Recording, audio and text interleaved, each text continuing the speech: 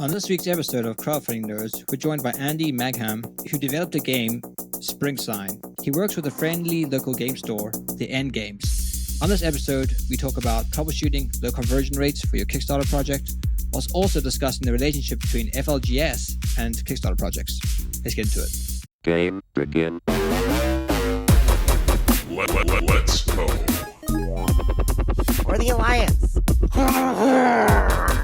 Amazing. Hey everybody, and welcome to another awesome episode of Crowdfunding Nerds. I am your host, Andrew Lowen, and I am joined as always by Sean and not Rick. And by the way, I always say not Rick because to keep Rick's memory alive. He still works for us and everything like that. We just often record before his wakey time. So it's my way to make fun of and keep his memory alive on the podcast. Maybe he'll join us again. So in Rick's place, we have Andy Mangham, who It's me. ran there you go. He ran a campaign called Springsign on Kickstarter. He works for the End Games, which is a friendly local board game shop in Virginia.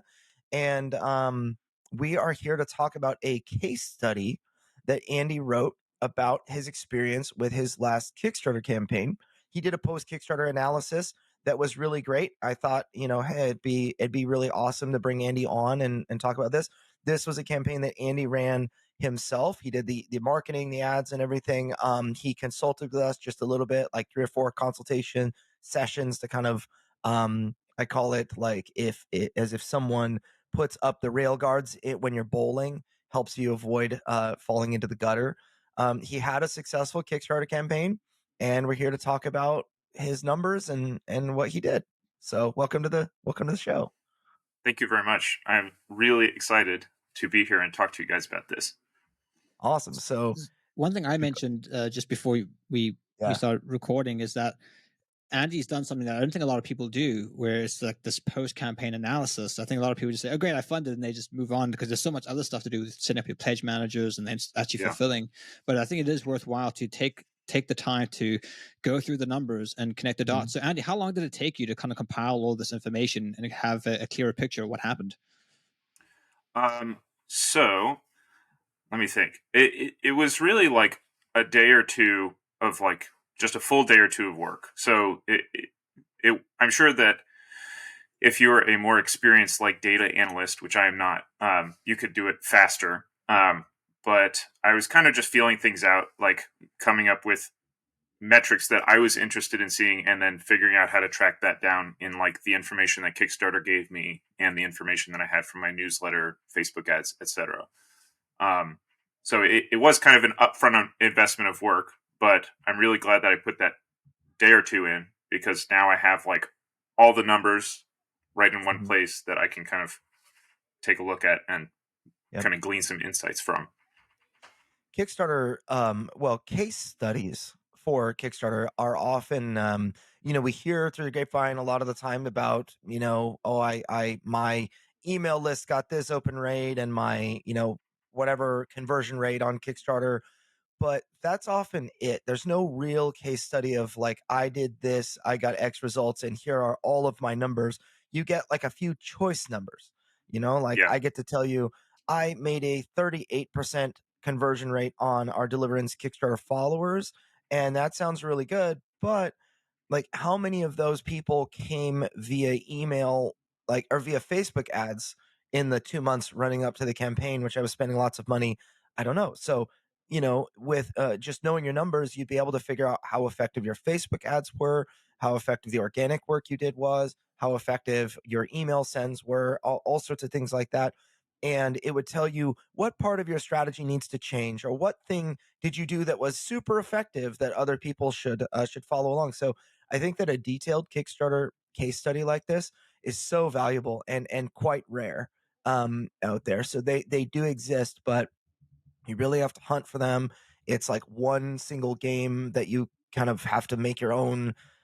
You have to put a lot in. You get whatever is written up on in a blog post or something, but then you have to come up with a lot of other things. So here we are. We get to talk about a case study that's very fresh, and I get to ask all the questions that I'd be wondering if I just read the information and had no one to talk to. So if you would provide some background on this so that our listeners have context for what numbers and things we're about to talk about. So share about the game, about where the end game store, and how this kind of came to be. How Yeah. you went decided to go to Kickstarter and all that. Yeah, of course. Yeah. The context is super important because I'm in kind of an unusual situation, I think.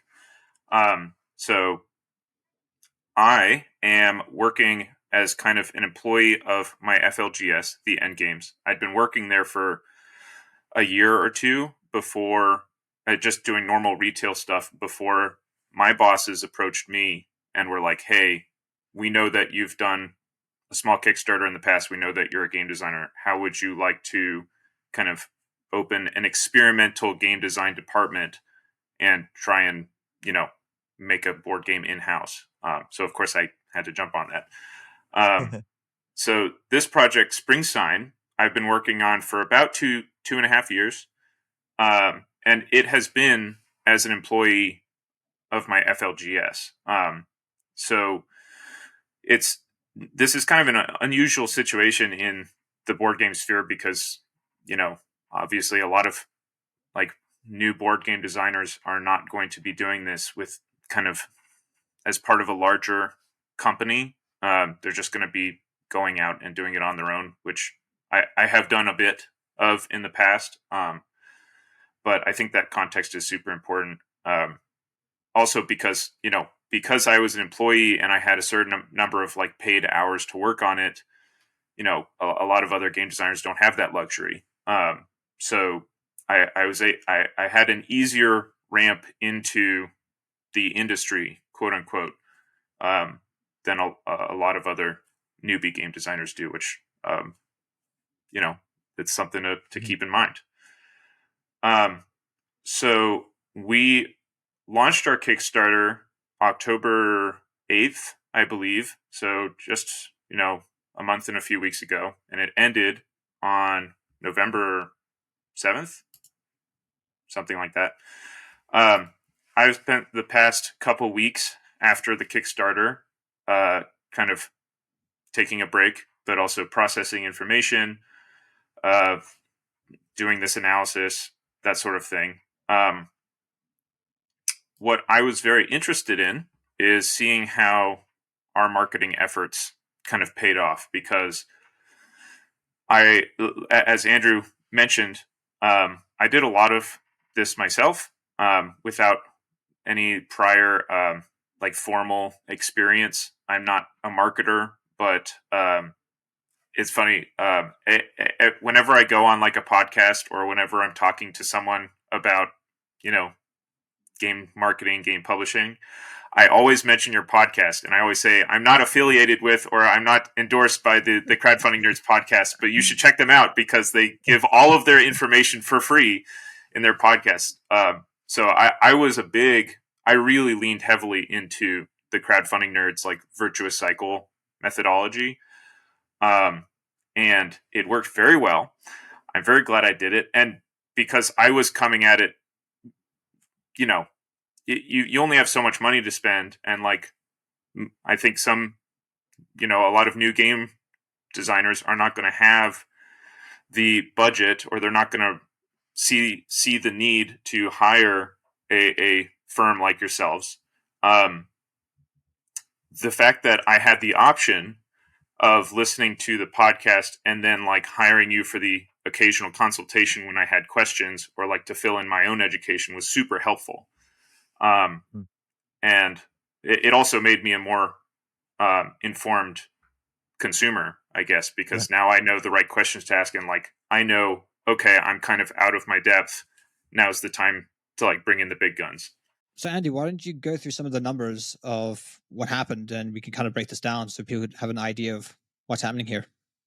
Okay, sure. So I'll set the stage for what our numbers were going into Kickstarter. We had a newsletter, an email newsletter of, I think, 1,350 people about. So not particularly big, but I believed that newsletter was pretty engaged because I was getting 40 to 50% open rates on that newsletter. I would And send out how did you build it? Was it purely via Facebook, or did you have like the end games had its people? Like, did you combine the local game store with your? So how did you build that newsletter? That's a good question. I built the newsletter mostly with Facebook ads.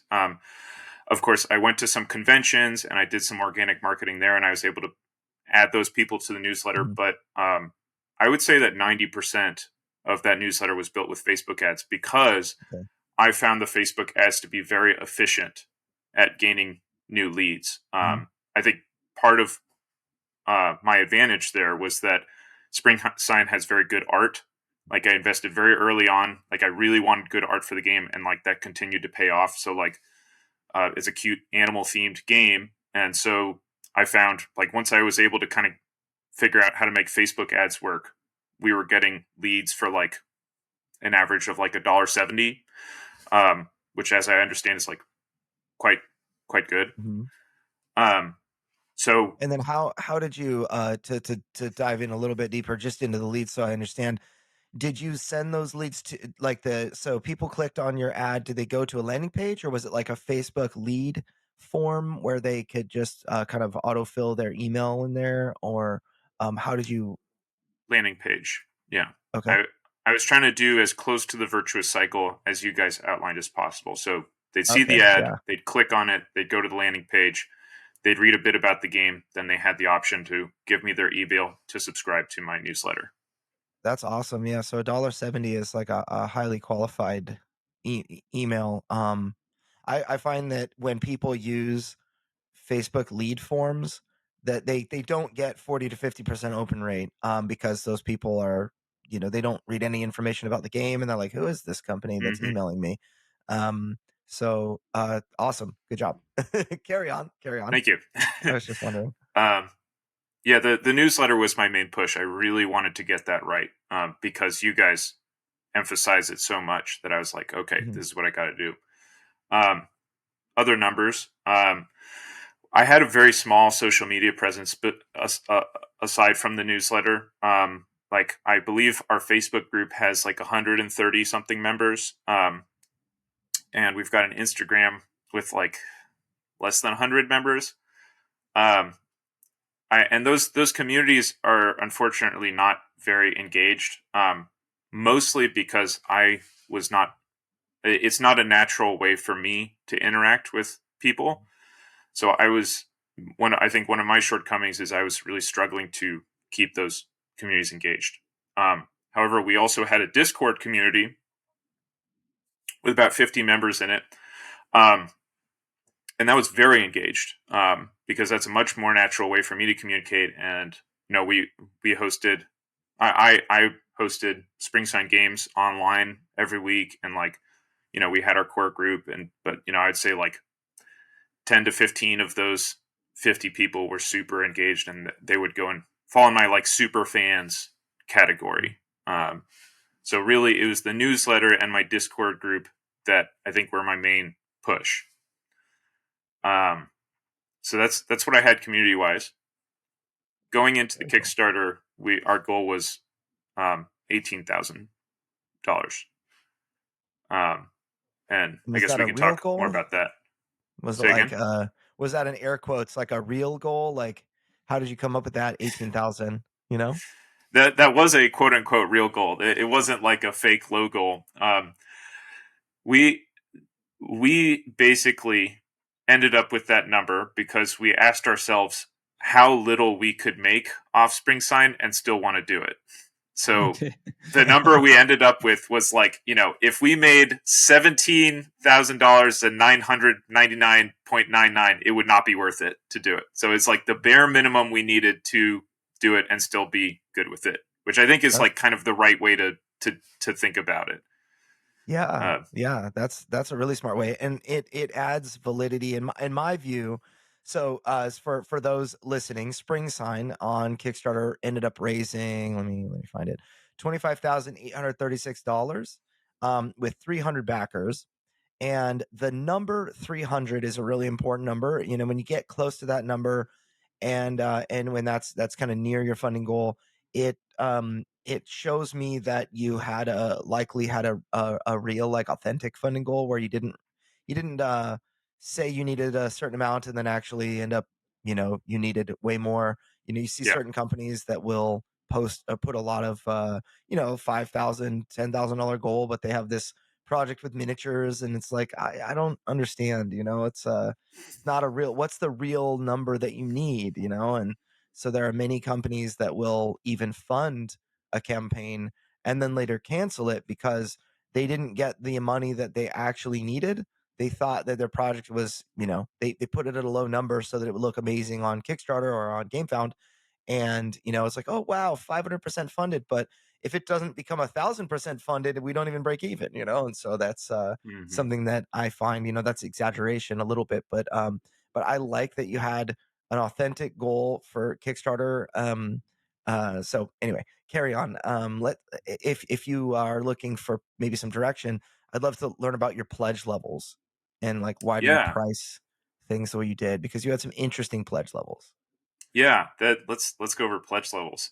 So we had the $1 pledge because you got to have the $1 pledge. Our basic, like, core game was $45.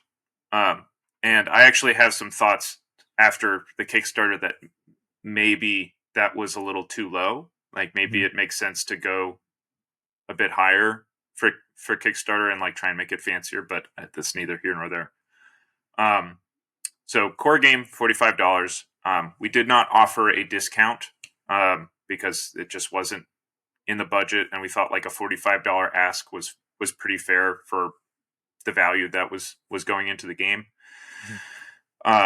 Next tier up, we had a $75 deluxe version, and we wanted to make the deluxe version as sexy as possible. So, like, we really tried to put a lot of value. It had wooden components. It had a few nice stretch goals.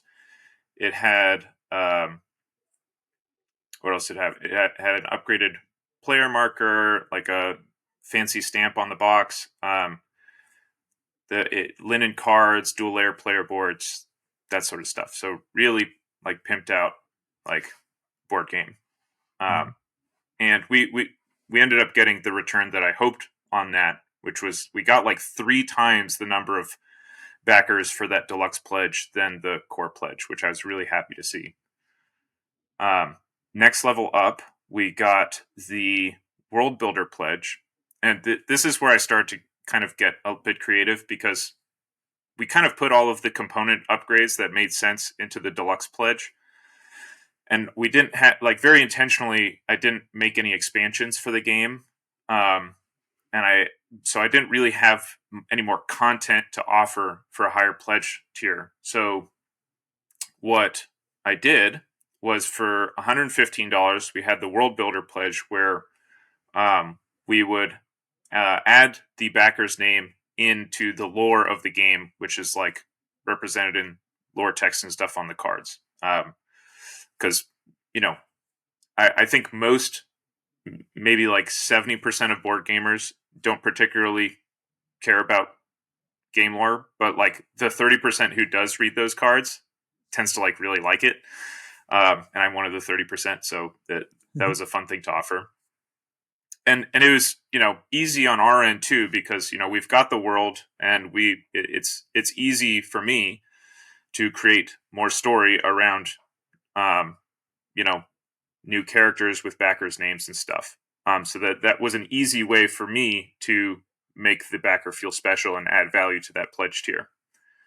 I Next think this one is up. something that I Yeah. discussed with you, that one thing that in crowdfunding is that your community wants to be part of the project. So giving them the Hmm. opportunity to leave their mark or have their say in something, I think is really key. So that pledge is perfect for that because they can actually embed themselves into your game. Do you have any idea how many people back that were actually part of your local friendly game store? Do you think a lot of them were locals, or were they some international or kind of distant people there? I don't have that number at the front of my mind. It was not all people that I knew. Okay. So that we did get, I believe, a decent number of people who backed that who were not connected with the project, who just saw that pledge tier and were like, "Oh, that's cool. I like that idea. I want to put my name in there." So yeah, that was good advice on your part. I think that like that conversation that we had about backers wanting to put their mark on the game was part of what made me think, okay, like maybe this tier can work. Because another thing we tried to discuss was increasing the average order value of the pledges, because I know that you said you had these pledges, and I think as far as I can remember in our discussion, I was just saying that the average order value that we see is around $110. So if you can have something around that price range, or above, then your average can hit that level.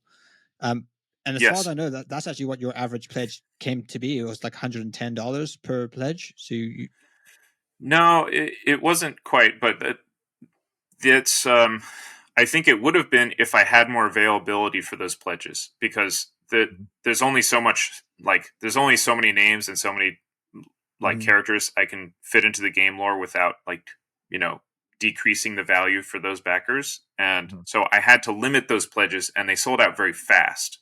So I think that if I had had more capacity for that, it would have raised the average pledge amount. I think more people would have bought it, but I didn't anticipate how many people would be interested in those pledges. So I think our average pledge level was about $90. okay. Which, that's Pretty just good for something a base game that's 45. Yeah, right. And yeah, and in future Kickstarter projects, I'm going to very intentionally make sure that I can accommodate people who want to spend more and like want to have that $100 and something experience, because I just ran out of those with this, which I didn't plan for. This I had a contrasting experience because I ran my Kickstarter campaign at a very similar time. I want to say you and I had our campaigns live together for about 10 days of time, Yeah, and that was so cool. it was cool. So my first campaign was like, I'm consulting with you as my campaign's finishing, and anyway, so my first campaign, I had what I called the angel investor pledge tier, which was a big, very expensive pledge tier, $750. We ended up having a ton of people jump in on that one. When I say a ton, I mean like over 30, we'll say over 30, between 30 and 50. I want to say we had like 50 painted miniature sets. So it might have been around 40 of those people were angel investors.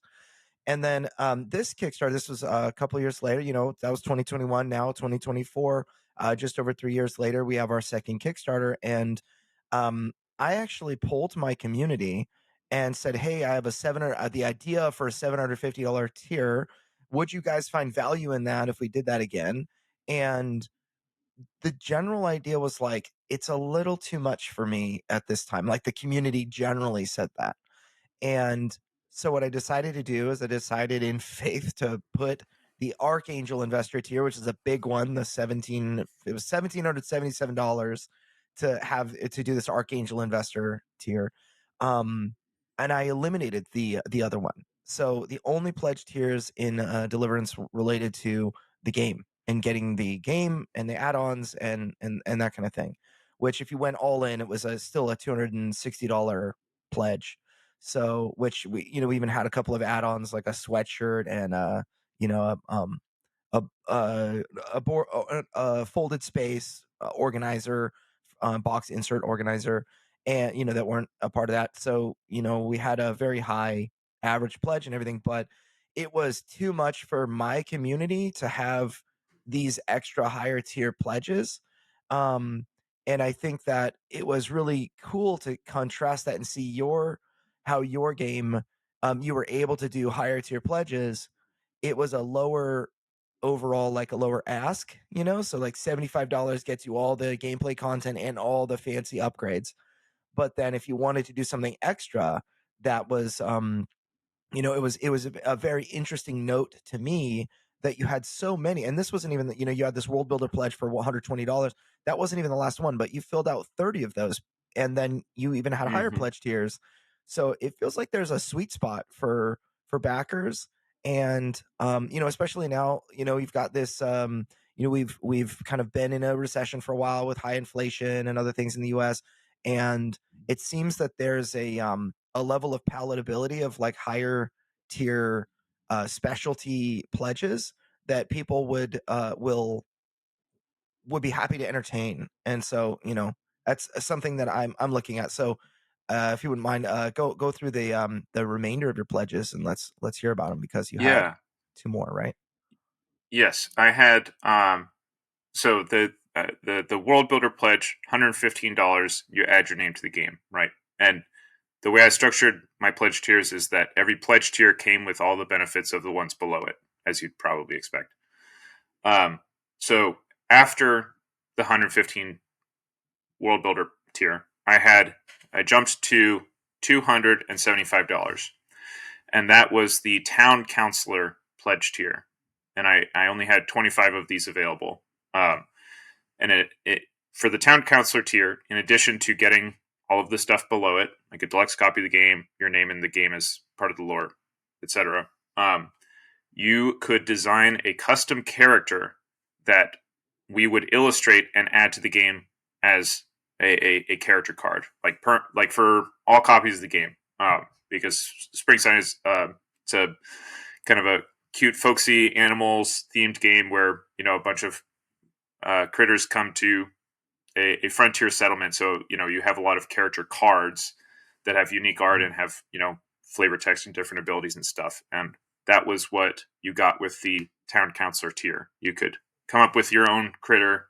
We'd kind of workshop the idea a little bit, which I'm doing now with those backers, and we'd illustrate it and stuff. And that's why the tier had to be so expensive, is because art is expensive. But those sold out in the first week or two. I only had 25 of those available, and people did not hesitate to go for it. And that was an even bigger way of, I think, letting people leave their mark on the game. And it made the game cooler because we got more art for it. So it was kind of a perfect situation for us. So even though we're not making a ton of profit on those, because most of the money is going to the artists, it makes the game cooler, and it makes those backers that were able to get that tier, it makes them feel really like a part of the experience. So I think that those people will all be like, oh yeah, Springsign, that was a great experience. I'm ready to back their next game, etc. Yep. Yeah, I feel very good about how that tier went. And I had one last tier above that, which was the Springsign Founder Pledge, which was $400. And that included a prototype copy of the game. We only had 3 of these available, so it was 3, limit of 3. And I kind of figured that anybody who went for this tier was just looking for some way to be that Archangel investor for the project, and just wanted they wanted me to give them a reason to spend money and feel like they got something cool out of it. So I was like, listen, we've got these beat up prototypes that have been handed around to previewers, and they're going to be quite janky because we're still ironing out the rule book and stuff. But I think that was a perfect thing because it's kind of like a collectible to offer those backers. And they would have just ended up sitting around in our office anyway. So it was a cool opportunity to give them something special. And they got the game early, right? We can ship those out now. So instead of having to wait for a year for us to finish things up and go to manufacturing and stuff, they get a prototype copy a year before anybody else gets their finished copy.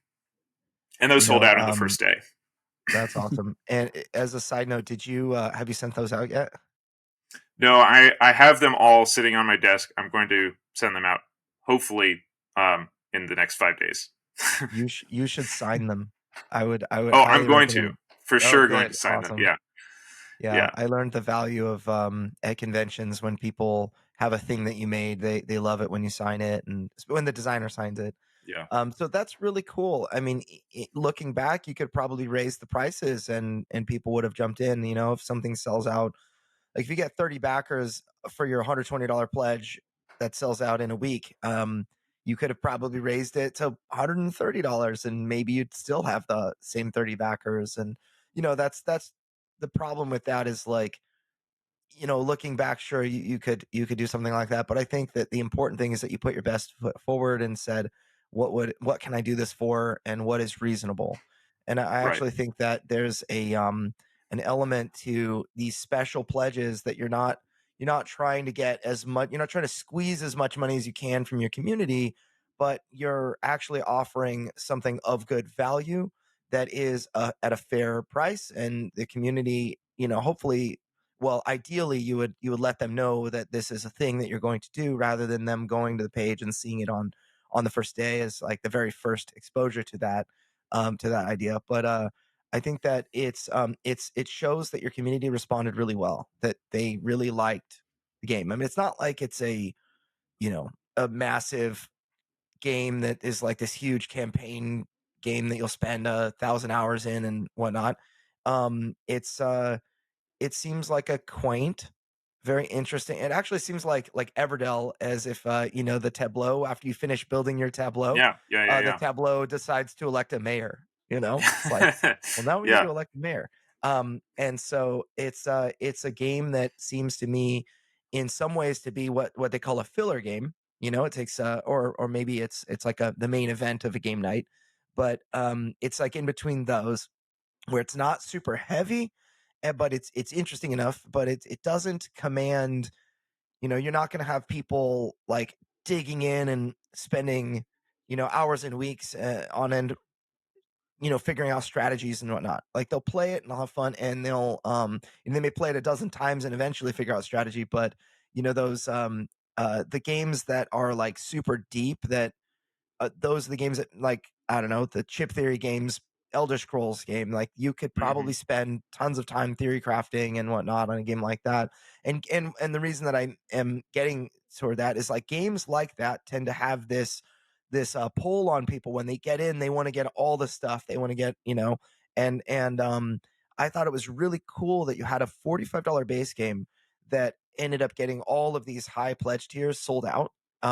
It shows that your community was really engaged with this particular product, and that they didn't care what else was there, like, and so Right. I thought that was really cool. And that's Um, exactly why I think it was right. Because, like you mentioned, I probably could have charged a bit more for this higher pledge tiers. Like I could have squeezed more money out of that if I really needed to. But it was a fine balance, because you don't want to leave money on the table. But with these people who are going to back you no matter what, like you don't want them to walk away with a bad taste in their mouth. Um, Mm. and like I really wanted to ask for the money I needed and I thought was fair, but also like give them as much value as I could for what they were buying. mhm, And I think that was the right way of looking at it for like this particular campaign. yeah. Now, Andy, did you survey your audience before launching? In terms, did you have a rough estimate or an idea of how many people were actually going to back the game? I did survey my community before launching. And gosh, I wish I had that data pulled up. I this was several months ago, because we were not even sure if we were going to launch in October until like a month before we decided on a date. Um, that was part of why we wanted to survey our community, because we were like, hey, we can either like try and launch this thing now, or we can wait till February, because we don't want to compete with the holiday season. But if I remember correctly, we didn't get a ton of responses to our survey. We got like, in an email newsletter of 1,300 people, I believe we got like 30 responses. Mhm. And of course, that data, the data is useful, but it's kind of skewed, because it like the people who are going to respond to your survey are probably going to be the people who back you anyway. And I kind of knew that as I was looking at those numbers, because, almost everybody who filled out the survey was like, absolutely, I'll back it, and I'll back it for, as much as I can and stuff like that. And I was like, that's great. I don't know about, like, the people I really need to hear from are the ones who are, like, on the fence. And, like, of course, those are the people who are less likely to fill out a survey. Yes. The I would say from the survey, the two pieces of really encouraging, helpful information I got was that we did get 30 people out of our list of 1,300 who were like, yes, I will absolutely back this. And of those people, an overwhelming percentage of them were, opted for a higher pledge, like theoretical pledge tier. Because I was like, which tier would you choose from of these options? And very few of them picked the base game. So I knew if this was the response I got on the survey, odds are I would get double that or more when we actually launch. So I felt quite good about that. Mm-hmm. So then when looking at all the information and data that you've compiled, were there any curveballs, any surprises, and where, I thought we would have done better there, or maybe some things that you did better than you expected? Maybe you want to talk about some of the processing of all this information. Yes, I would love to talk about this. I had a few things that surprised me about our post-launch, our post-campaign numbers. There were 3 metrics that I was really looking for that I was disappointed by, and I did not get. And those were my newsletter conversion rate, my watcher conversion rate, so the people who hit notify me on launch on the Kickstarter pre-launch page, and the number of backers that Kickstarter sent me for everyone that I sent to the Kickstarter. Mm-hmm. So just starting with the watchers, so like the people who hit notify me on launch on like my pre-launch page. If I remember correctly, the number that I heard from you guys and that I was kind of looking for is like 15% of those people will probably back in the first 24 hours. And then by the end of the campaign, like upwards of 20% of those people will back. Is that right? Yeah. Okay. I was so lost in the rush of the first 48 hours that I forgot to even check how many watchers converted, but it was not 15%. It was lower than that. It was more like 10%.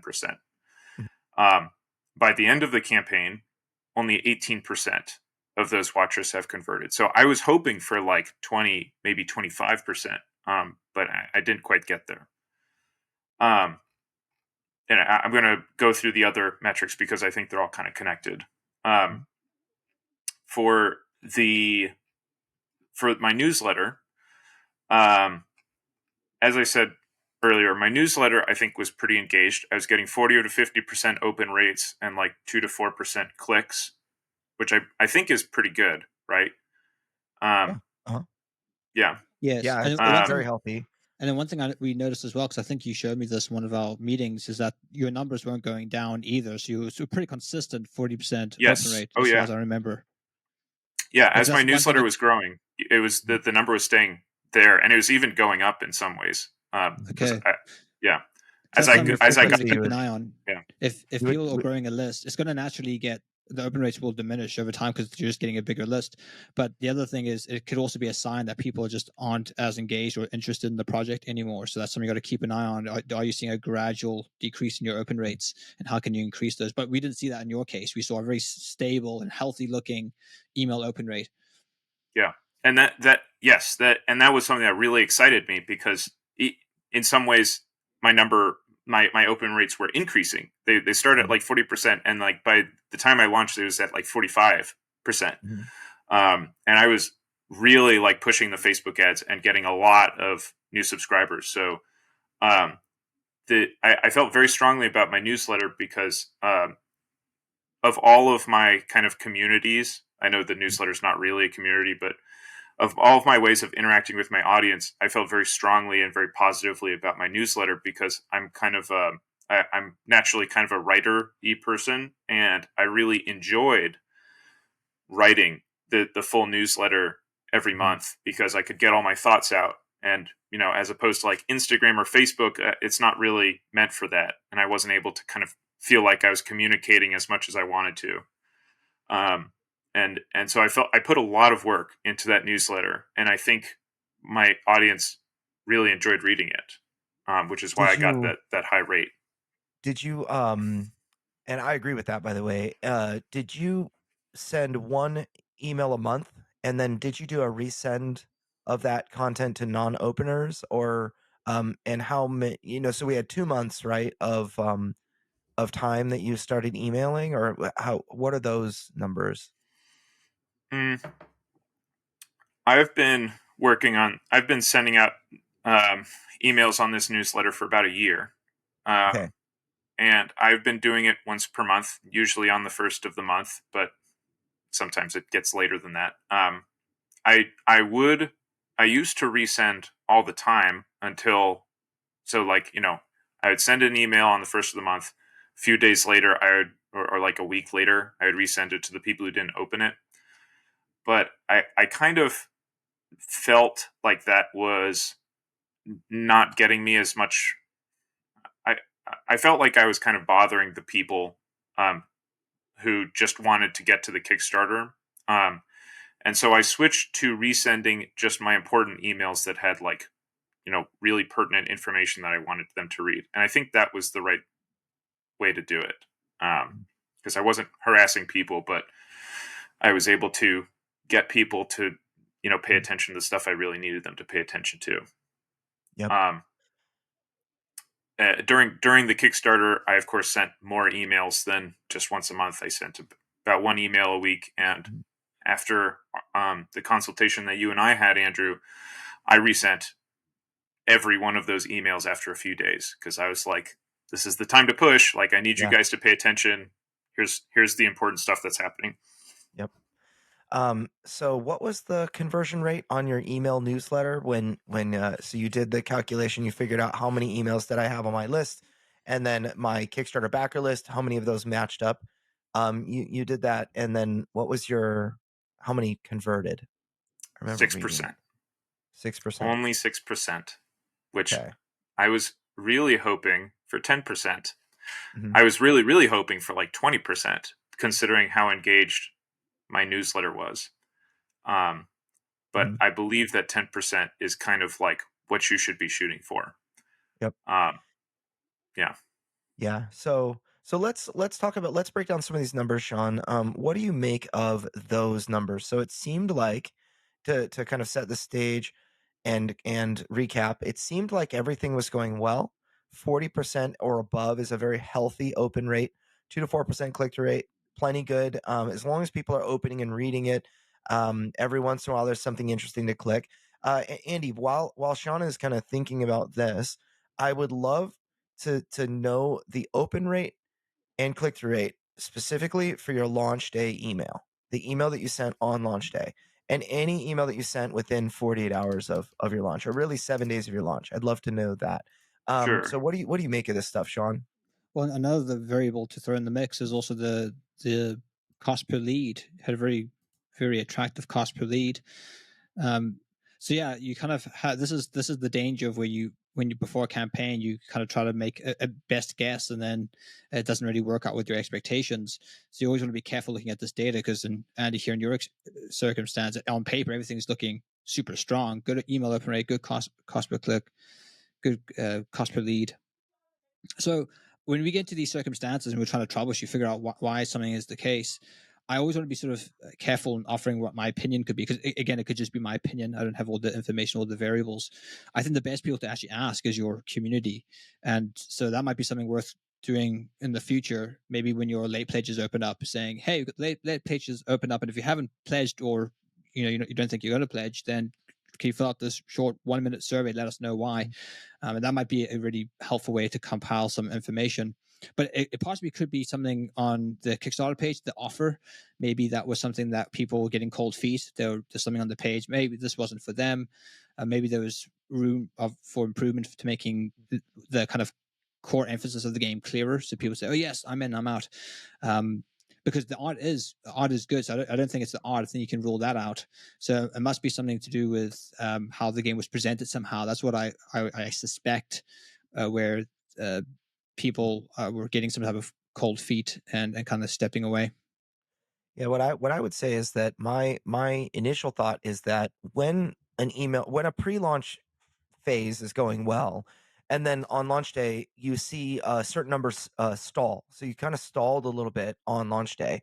The first things I think about are when people made it to the page, they saw things they didn't expect to see that made them pause and need to think about it rather than like, oh, I'm in, like I'm totally in. So it could be that some information that they was brand new information. As soon as they hit the page, they saw something like the price or the shipping or the something like that.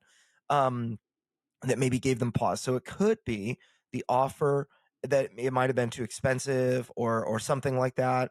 Not match their expectations.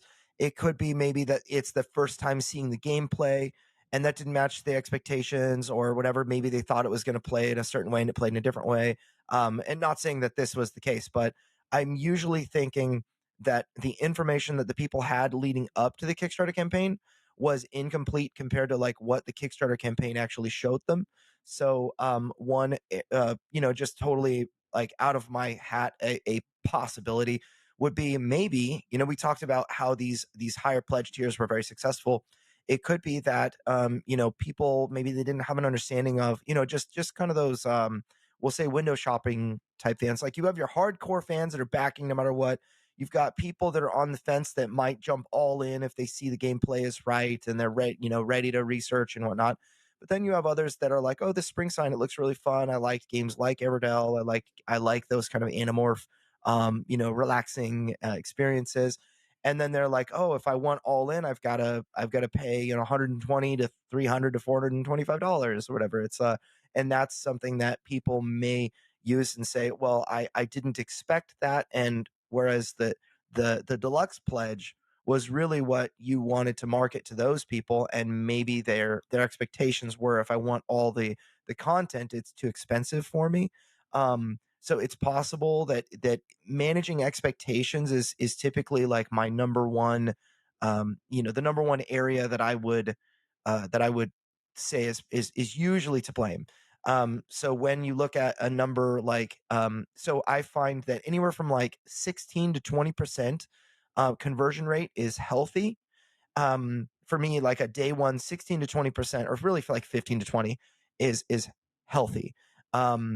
And then maybe like 15 to 19, and then like 10 to 15 or 10 to 14 is in the range of what I, and that's on day one, is in the range of what I find is like there are some problems, but it's not like some shockingly horrible thing that happened or whatever. Anything under 10%, I would say would be a negative thing. Just 8%, 6% conversion rate from your Kickstarter followers would be bad.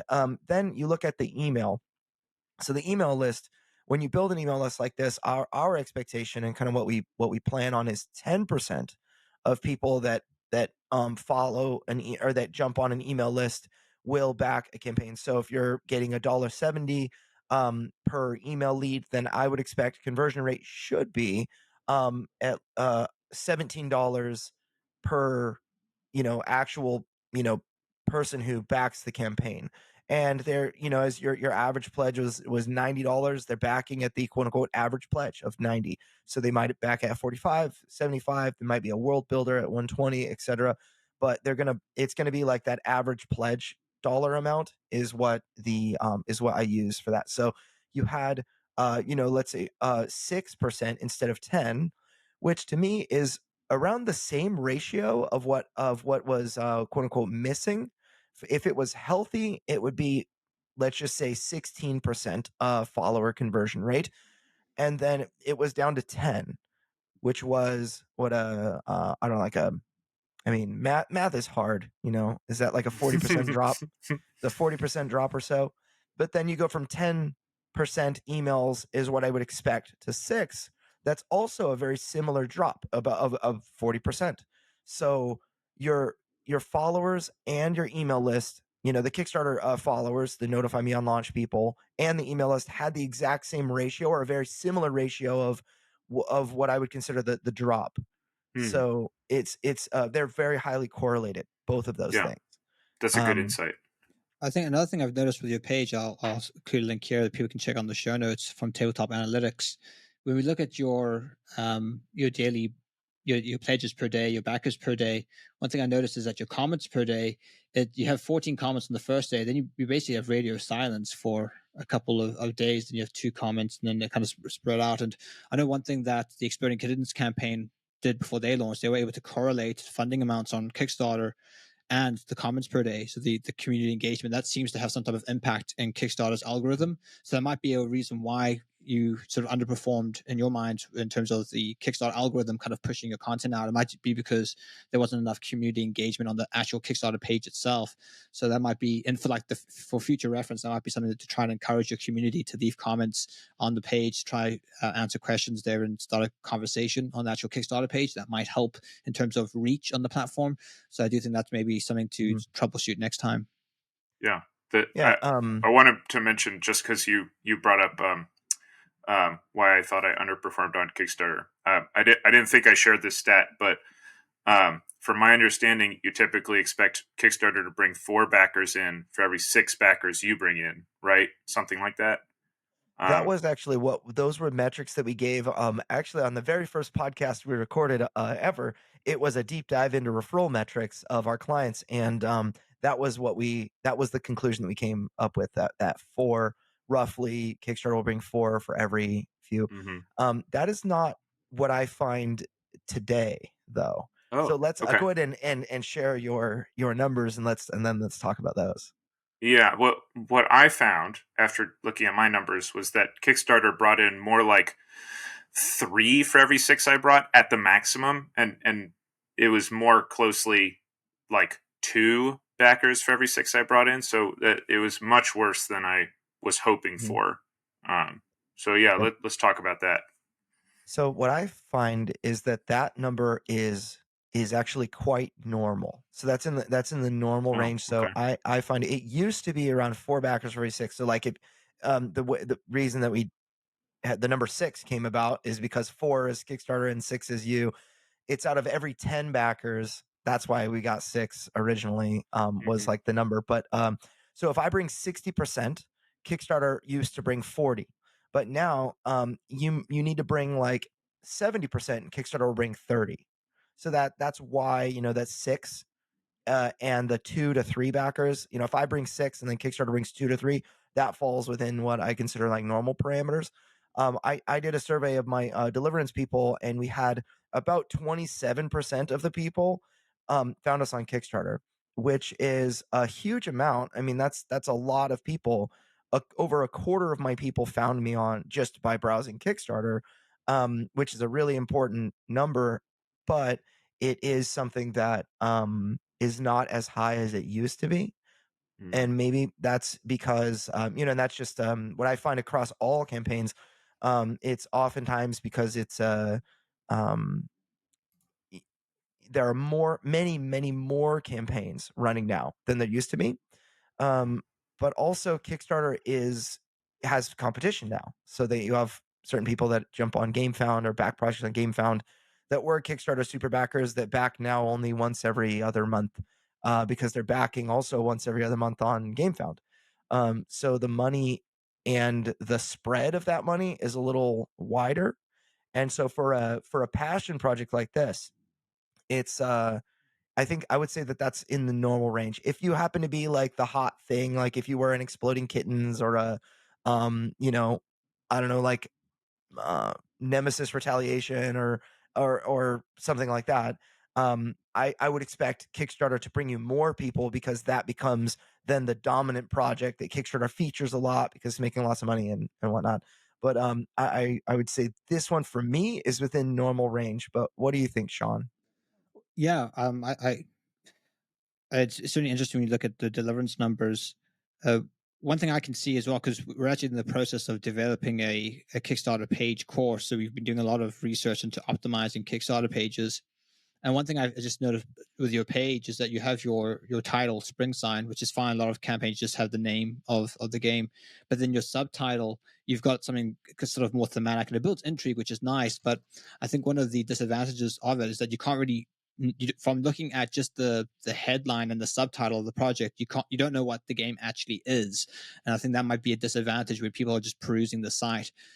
We've noticed with the highest funding projects on the platform, within that subtitle, they always name what the game is. So it would be like the something, something, something board game, or the something card game, or the something, something war game. So the kind of the type of game is actually inserted into that. I think that's because where that proves to be useful is when people are on the site, they're kind of just flicking through all these different projects. They can just quickly read the titles. Oh, this is a board game. This is a card game.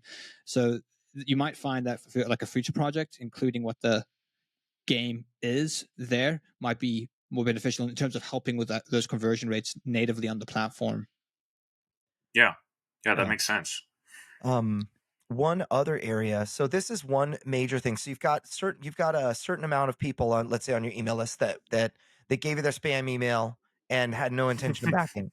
And then you have a certain percentage of people that are the exact opposite, where they gave you the right email and they jumped on with several emails to make sure that they saw the campaign, and they're trying to be first to back, and they're going to be, your commenters like my mom. She's my number one fan. Of course she's gonna back. She didn't play board games, but she loves her son, and that's what she's going to do, right? So those people you can't convince otherwise. Like, you can't convince the other people to back that never intend to, and you can't convince the other people that love you to not support you, right? And so it's all about the people in the middle. And so the people in the middle are the ones that are the reason your Kickstarter conversion rates will be higher or lower, and it's based on what you say on your page and how you prep them, and that kind of thing. And so the first thing that I think about is when you um when you say, okay, the core pledge is $45 or the deluxe pledge is $75. What I would like to see as a backer is $45 worth of value. So what I see in the pledge, the core pledge, I see the Springsign game box. It says a copy of Springsign. See what's in there. Skip down to what's in the core box section. I think that the value of combining the pledge tiers and the what's in the box section is really, really excellent. So what's in the box, what's in the core box, if that said, the pledge tiers, like core pledge, $45, contains the game box, rulebook, game board, box insert, 6 player boards, etc. That I think that shows people a little greater value, because you're showing them $45, but in this section that's high up the page, it's $45 for the game. But as a backer, I'm seeing the price, but not seeing the value in that section. So I'm thinking, okay, well, I have to pay $45 for this box, and 9 out of 10 people, they can't really envision something that you tell them. So, I understand there are components in the box. I'm not an idiot, but why would I pay $45 for just a box? And so they actually are idiots. Yeah. Yeah. And I just can't envision $45 of value that's inside this square box or this rectangular box. And so that's one area I think that you could have people that scroll. So you got your 3 scroll test. My 1 scroll, I get just below the image. It looks interesting. And then I get to the highlights. And then the 3rd scroll is the pledge tiers. And the core pledge, I actually made it to the core pledge. I don't see any true value in that section. It's almost like the pledge tiers and the what's in the core box, if those were combined, that would have helped, because then I would see, oh, it comes with the game board, box insert, six characters that I can play. You've got your various markers, your more than 100 resource tokens, your settler cards, your world cards, all these things. So I'm like, okay, this and then you've got tiles. So you've got tiles, cards, tokens, player boards, a game board, and rule book, and a box insert. So that's $45 of value for sure. And if those things were connected, it would help me. Just as a backer, try to understand what is in there. And then also the I think you did with the deluxe pledge, you did have the wooden token upgrade. You had those images of dual layer player boards, deluxe box insert. Those types of things were more pronounced in the deluxe edition, a foil stamped box, and the images of things were there, and the folk warden hat coin upgrade, even that had a little gif below. So it seemed like there was a value shown there, but then I'm also in this section, I'm missing the context of okay, I get like wooden tokens, but how many? And I know it says all 100 resource tokens, 35 player markers, but I'm not gonna read. That's like that's like asking way too much of me. I'm busy, I'm scrolling and trying to understand. But if I had all of these images in the core pledge to look at, I think that there would have been a lot more context, and I would have seen more value. And that, I think, is probably the core. If looking at everything, I have two different thoughts, but that's one of the core reasons, I think, that the conversion rate was a little lower than it could have been, was because the value wasn't correctly communicated, even though it was there. You Yeah. have any thoughts about that, Sean or Yeah, Andy? one thing I'd mention as well is that we talk about this 3-scroll test. It comes from Jeremy Howard. And the key is being that first scroll. You want to optimize people there. Now, as far as I remember, the highest performing ad in terms of the highest click-through rate was your box art cover. That was, as far as I remember. Correct. And it is gorgeous front art. And I almost feel like that's what you should have led here. The first thing I should see when I scroll down is actually that box art. Like right now I see, Springsign and like the player information, but I almost feel like underneath that should have been the box art. And as I scroll down, then I see the component spread, because I do think that would have really engaged and captured people. And I know it's there in your thumbnail in terms of the video, but seeing it again there, I think would have really kind of reinforced the theme of the game. And then even having like maybe one or two sentences, because you do have this like this paragraph of text underneath that of what you do. But if there was just 3 sentences that were sort of highlighted and saying, who am I, what am I doing, and how do I win, just kind of very succinctly, and in that kind of section with your bot art cover, I think that would have really helped draw people in as well to the rest of the page. So that's just one thing one thing that we've noticed with a lot of Kickstarter pages, that they sort of tend to do that. But there's merits in looking at your Facebook ads and then incorporating those things into your Kickstarter. And even now on your late pledge, you can take some of these ideas and start incorporating them into your late pledge as you continue to run your ads.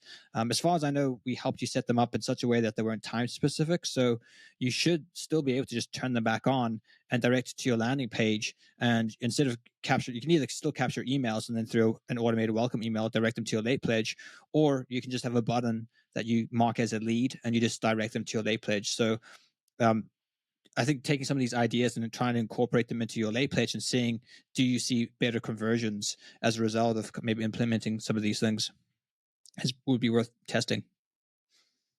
Yeah, those are great insights, and like that stuff would have never occurred to me because I mean it's so true. Like now that I'm scrolling through, like, yes, I have the value there. I just haven't communicated it properly, and like people on my Facebook ads are used to seeing that sexy box art, and I don't have that correctly like popping up in your face, like when you to let you know that, yes, I'm in the right place. Like, this is what I was interested in. So yeah.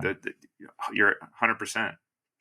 One other thing that I think might be just worth of note, let's say, when you look at your deluxe pledge tier, you see these wooden token upgrades and the dual layer player boards. There's a lot of I want to say it almost in some ways feels like the graphic design. Or actually, let's scroll down to the what's in the core box, like this section with the rule book and the game board and whatnot. what I would like to see, I'm seeing a lot of green, and what I would like to see are the components. I want the components to dominate rather than the graphic design sort of swallowing the components. And so I'd like to see the rule book, but I'd like it to be like 4 to 6 times larger, and then the game Mm. board to be, to stretch all the way across the page and whatnot. Because one of the problems is, as if I'm trying to like read any of these cards, I actually can't. As I scroll in, I'm this is one area that I've started to really hone in on, is that people want to read, for example, like, what is that character's name? And I can't quite tell, but he looks like a mage and that kind of thing. Like, it looks interesting, and Well, we noticed and this I've with seen. Deliverance, right, where people will actually scroll in on their phone. So if it is big enough where they can read the text on the player board, for Mhm. example, people will scroll in and give like a bit of a quick read. And that's something that we noticed Yep. when people reviewed the Kickstarter page, Mhm. creating videos and stuff. Is that's what they were doing. So something to keep in mind, that some of these components, you do want them to be a bit larger so that people have the option to do that. Like, even if it's like Mm-hmm. controlled Mhm. and zoom in on your desktop, but on phone, people pinch and they kind of zoom in onto those items. Yeah. Yeah, so like the Magus, which is the card that you feature. I want to, like, I love playing mages and control and other things like that, and so this is kind of one of the ones that would appeal to me. I'd really like to know what that character does, and so that I can kind of almost, I want to understand what it feels like to play, rather than understanding how to play. I want to kind of see how the theme has been baked into the mechanical components. So like the Magus should do something that's mage like, and freeze your opponent's feet so they can't make it to the voting station or whatever. Like Seems I want to. illegal. Yeah. Yeah, no, So I hear what you're saying. That is true. yeah, so little things like that I think would help, but overall, the I think that those two things would be responsible for most of the. And in fact, I don't think that increasing the size of the cards would have like totally fixed things, but I think that, just that communication of value, putting the things in the right spot, would do that. But the other element I thought was the shipping ratio to the price. And I'm not sure how much this in your campaign has. So it's like the offer, quote unquote, the whole offer. What does it cost for me to get a game full, like all things considered, And so I've got a $45 game, and I scroll down to shipping, and it's a $15 shipping price, which isn't like the worst ratio or anything. And so if I spend $60, I'm spending, a quarter of that on shipping. And then, but if I'm in the EU, it's going to be a little bit more, and that kind of thing. I know you probably spent most of your time marketing to the US, I'd be guessing. Is that correct? That is correct. Yeah. Okay. I know you had a dominant number of your audience back from the US, and you had some interesting places that, that you also found backers from. But what I would say is like a $45 game or a $75 deluxe edition would be with a $15 shipping value, and that's to the US, would be better. $49 deluxe game, $49 or I mean base game, and then $79 deluxe game, $11 shipping. I think that Mm, that is a more compelling, because at that point I'm only spending, for $49 in pledge and $11 in shipping. It's the exact same price out the door, but I'm actually only spending roughly, it's like just over 20% on shipping yeah. instead of, 25, which is a quarter of the money that I'm spending on. So I'm spending, the vast majority on the actual product. And the difference between $45 and $49 in my mind is nothing. Yeah. The difference between $49 and 50 is a lot, but 45 to 49 is not all that much. It's all about the total out the door price. And so it's kind of more of a game of, I mean, it's just not even like you're not asking them to pay more money. You're just tucking some like $4 worth of the shipping into the cost of the games. So then Well, your shipping price could reduce by $4 all down, you know. yeah. Let me ask you a question on that, because I think that is a really good insight. Mhm. I guess my concern is that if that's how I like subsidize some of that shipping cost, I kind of like wrap some of it into the core box, that means that instead of a $45 game, I'm selling a $49 game, right? Mm-hmm. Now, does that mean I'm kind of tied to that price? Because like if does that mean that on like retail shelves I have to offer that game for $49 now instead of 45 forever, because otherwise my Kickstarter backers will be like, well, hey, wait a second, we paid 49, why is it 45 in this retail shelf? That was kind of my concern about wrapping that cost in like that. No, I think that's a really great point. And I would say that you definitely don't want to sell it for cheaper at retail.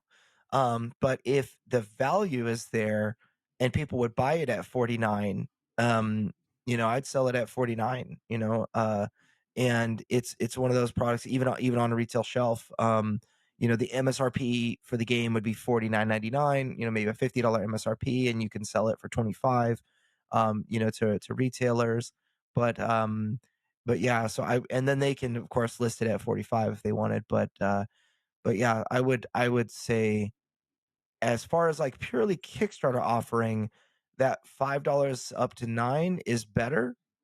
But if you're considering retail sales afterward, I think that adjust the numbers could adjust downward.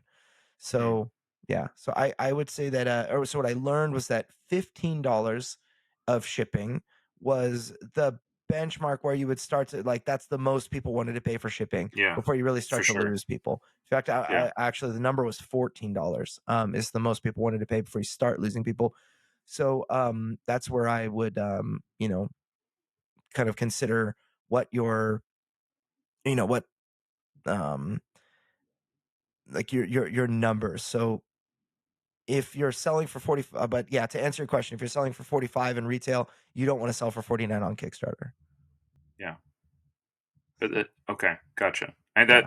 that is a really good insight though. Like, and those shipping numbers, I was like, man, I wish I had a way of making this cheaper, because like the shipping is just high enough that it like gives people pause, because shipping is expensive, and like we're Mhm. already subsidizing those numbers somewhat. Mhm.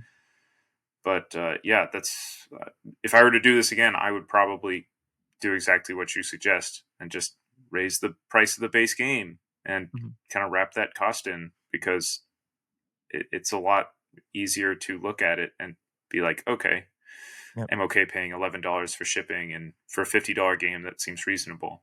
Yep. Yep. Yeah.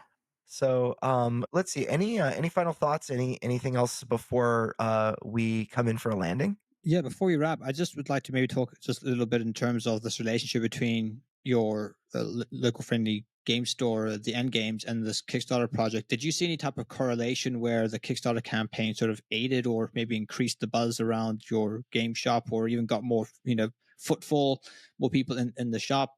And have you had any sort of like, has there been even knock on or unforeseen results from running a Kickstarter? Has local press or anything like that kind of picked up this and essentially market your game store? And has it been like basically a symbiotic relationship? Yeah, that's a great question, because that's exactly what we're kind of exploring right now. I'm exploring with my bosses. The short answer is we're not sure. um, but because it's an unusual situation, to have like an FLGS kind of tacked on to a game publisher, and there isn't really a a playbook for like how we can kind of integrate this. So we're kind of figuring things out on the fly. The What I can tell you is that even though they are kind of like separate entities that we're kind of trying to weave together, our FLGS community at the end games got super excited about Springsign, and it did kind of help tie those two sides together. Mhm. It way more than I thought it would, actually. Like I was not expecting how on board everybody at the end games would be, because we had like the end games' name on it, and we're kind of like, this is our thing, and everybody freaked out. Like, Mhm. we got for the whole campaign, we had the people behind the counter on the retail side kind of telling people about the game and sharing it around. And like we had people like random people who I didn't know would come up to me and they'd be like, "Oh yeah, you're in charge of Springsign, right?" And I'm like, "I don't know you, but yes." Like, it's nice to meet you. Yes, it's me. That was kind of intoxicating, like feeling like the most popular guy around for a month. Yep. But um, one thing I know for sure is that we had a launch party for Springsign, and way more people showed up to that than I thought would. We got like 30 people or 40 people or something. And I think after that, there was, at least for that, we definitely got plenty of people in the store. And like, we definitely had people who I knew independently meet each other and like form more of a tightly knit community that way. And it was all kind of, mentally tied to the store because that's where we were meeting. That's what made the game and stuff. I know for sure that the end games community drove traffic towards Springsign. I can kind of track that number. In fact, I think I wrote down somewhere that I think about 13% of Springsign's funds came from, what I was able to directly attribute to the end games' marketing, just in its various forms. I don't know if Springsign had a reverse effect and kind of drive traffic towards the end games. I would assume it has a little bit, but it's kind of not something that we can really measure. I can tell you that you had 60 yeah. backers from the town of Charlottesville, Virginia. Yes, And that's that was a good feeling. So it was kind of a community thing. Yeah. Yeah. Also, you had 7 more from the town of Lynchburg, which was interesting. Close enough, maybe. I surprisingly have a lot of friends in Lynchburg that I made doing Springsign stuff. So like the next town over, like town south of you, really. It's all one community. That's pretty cool. So it definitely made a difference. I also think just the energy that comes when something like that's happening makes people excited. One of the things that is really cool, a way that you could probably tie things together even further, is you can have a game designer meetup at like once a week, and you We literally just scheduled that. It is so true.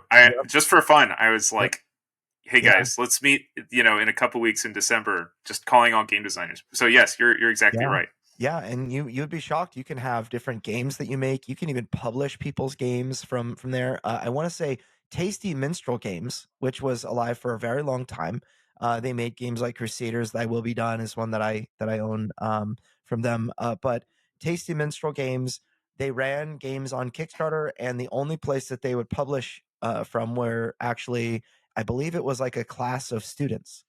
So like that's really interesting. Yeah, so it was like a college class or college professor or something, and then they did this thing where they would publish the students' games. And they actually made a good amount of money and stayed in business for a while. It's so cool. And all that. I Yeah. want to do that. Yeah. I want to make that the community, Yeah. because the community's there. We just got to keep drawing on it, knit it together and stuff. So I love that story.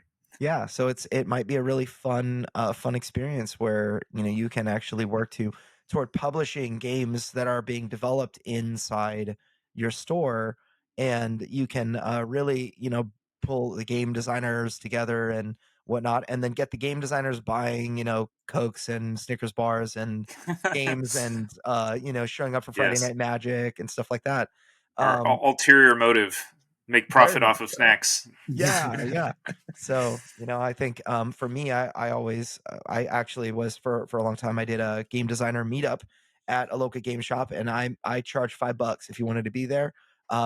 Because, basically you had to pay the store $5 and you could get $5 of anything you wanted for that store credit is basically what you get. But I wanted the store to receive value somehow.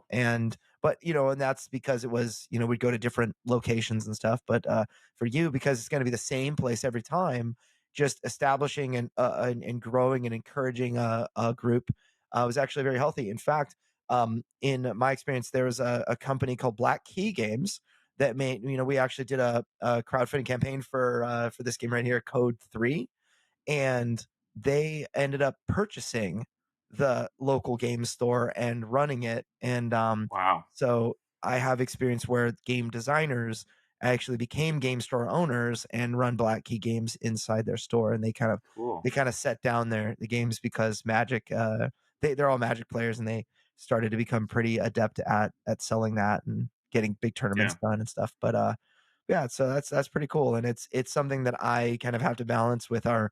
I have a marketing company, and I also am a game publisher, right? Like Sean, is has all this involvement in Deliverance as well as like the marketing and other things like that.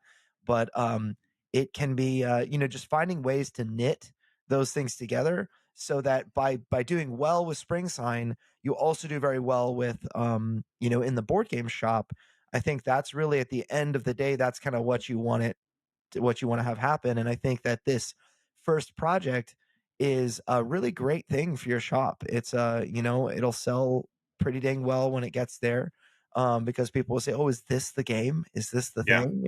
I agree. And Yeah. but yeah, it's definitely a good first step, in the right direction. And thank you so much for your time and for sharing all of this information openly with us. Any final thoughts you have before we have Robot Richard do his thing? Not besides just thanks for having me. It's been a pleasure. I'd love to come on again and talk more numbers with you at some time. Yeah, absolutely. You share those numbers, and would love to have you back on. So, Cool. all right, Andy, it's been a pleasure. Robot Richard, do your thing. Well, that's all the time we have for this week's episode of Crowdfunding Nerds. For more resources, articles, and to listen to past podcasts, please visit us at crowdfundingnerds.com. And if you have a crowdfunding question, we also have a page on our site where you can send a message directly to us. Please visit crowdfundingnerds.com/question. And if your question is a great question, we may include it in a future podcast. Thank you all again for listening to this week's episode, and we'll see you next week. Stay nerdy.